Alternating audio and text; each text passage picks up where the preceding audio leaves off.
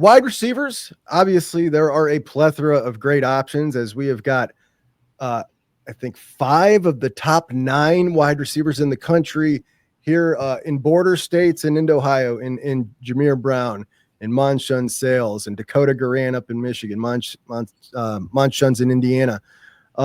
These guys were all in town. You've got Eric McFarland currently in the class of 2028, and there's been talks of him maybe reclassifying. They were all in town, and they were all taking this in. The Bucks have offered recently Brian Porter.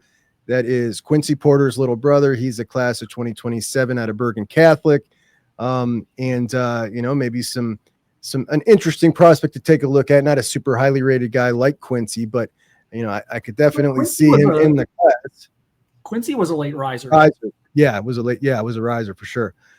So what do you see? Any thoughts on any of those wide receivers early? I mean, it's almost like they're going to get some great ones, like who's it going to be though?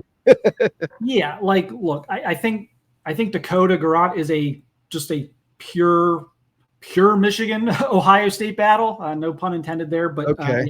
I think that's going to be a straight head to head. I think if Ohio State could have their druthers, it would be Monshun Sales. It would be Dakota, obviously Jameer Brown, and then we'll see what Eric McFarland does in terms of a reclassification. But obviously, I believe they think as highly of Eric McFarland as any receiver currently in high school football right now. So these are guys that are clear priority targets right now. I like where they stand with Sales, not to the point where I'm like calling it, because that is going to be a hyper competitive recruiting battle.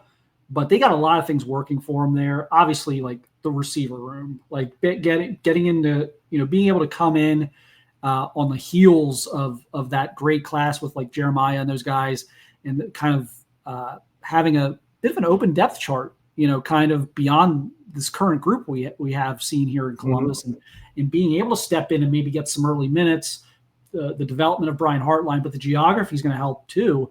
They're able to, they keep getting him on campus. If you were in Texas, they wouldn't be able to do this.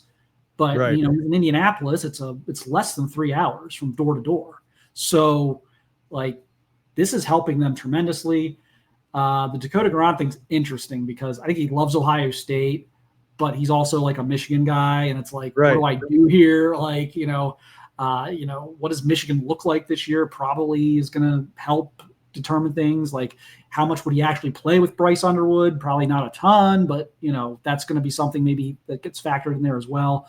But I think that's going to be a very heated battle. I know Ohio State would very much love to get Dakota out of Michigan, and not just to get it, not just to stick it to Michigan, but just because they think he's a tremendous player. And they got a 5-star kid behind him too. They got another stud receiver there behind him at Harper Woods. Okay. Well, yeah, we want to get the leg up in that school then. Yeah, he's excellent. I've seen some quotes about Ohio State. Seems like him and his family really like it. And if all things were even, it would feel to me like Ohio State was the leader right now if he wasn't from Michigan and grew up there. So that's going to be a tough one. What's interesting about Indiana as I'm sitting here and we're talking from Mylan Graham to Jaquaden Guilford, now Monshun Sales. I mean, that's quite the run of wide receivers out of the state of Indiana right there. But Monshun, a 6'5", big body wide receiver. And then Eric McFarland, a 5'8". I am so impressed that we are seeing a guy in this day and age where, the trend is big body wide receivers.